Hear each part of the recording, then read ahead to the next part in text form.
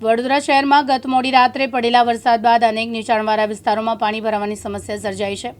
અટલાદરા વિસ્તારમાં આવેલા bill canal road પર અચાનક મસમોટો ભૂવો પડતા રોડનો એક ભાગ બેસી જવાની ઘટના સામે આવી છે। ઘટનાના કારણે વાહન ચાલકો અને સ્થાનિકોમાં ભય તેમજ રોષની લાગણી ફેલાઈ છે। સ્થાનિકોના જણાવ્યા મુજબ દર વર્ષે વરસાદી વિસ્તારમાં રોડ અને ડ્રેનેજ સંબંધિત સમસ્યા ઊભી થાય છે। તેમ છતાં કોર્પોરેશન દ્વારા કરવામાં આવતા પ્રી મોન્સૂન કામગીરી અને રોડના સમારકામની ગુણવત્તા સામે ગંભીર સવાલો ઊભા થયા છે।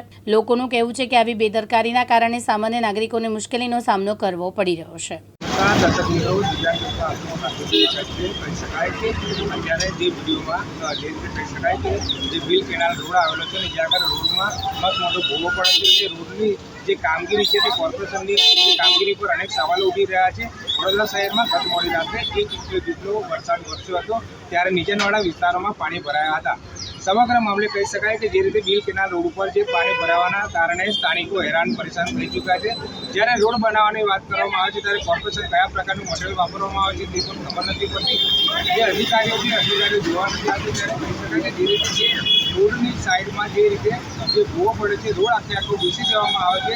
આ સમગ્ર મામલે કોર્પોરેશનની બેદરકારી ગંભીર દેખાઈ રહી છે। પાણી ભરાવાના કારણે જો વાહન ચાલક જો આ ખાડામાં ખાબકીને જો કોઈ બનાવ બને તો જવાબદાર કોણ?